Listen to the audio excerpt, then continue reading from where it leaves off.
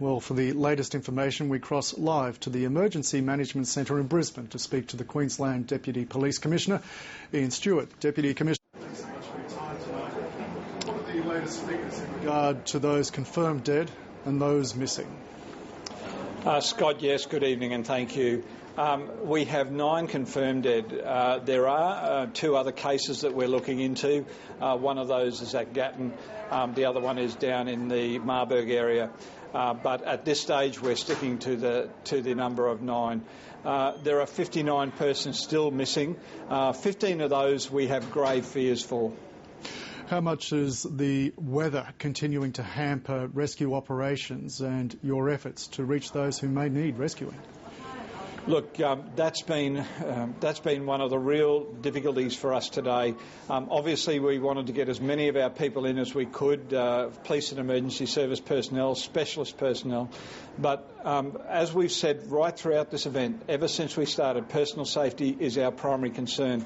And that personal safety also goes to the rescuers, the searchers, our emergency services personnel. So today we've had to defer putting large numbers of police and emergency services into particularly the Murphy's Creek area.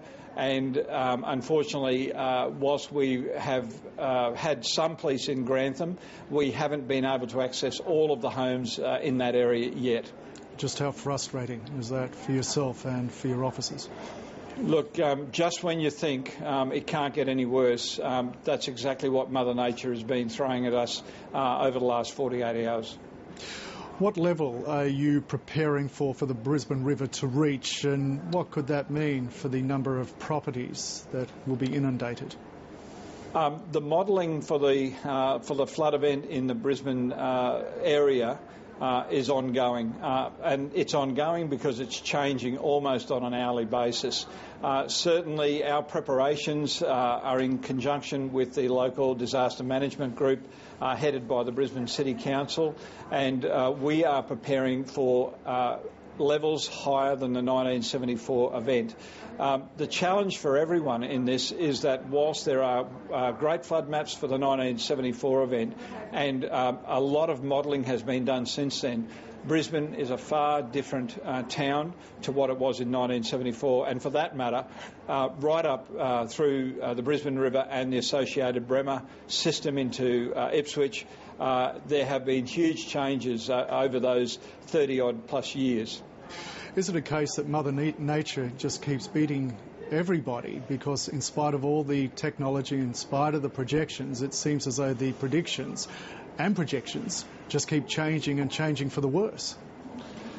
Certainly the rain events that have been occurring right throughout these last few weeks have amazed everyone, and as I said, just when you think it can't get any worse, we have an event like Toowoomba yesterday and the ongoing issues in the Lockyer Valley.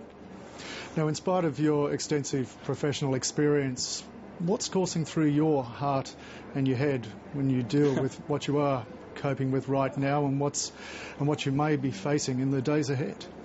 Look, like every emergency service professional, I am just completely focused on the job at hand, ensuring the safety of the public of Queensland, making sure that we try and minimise the risk of damage and loss of life.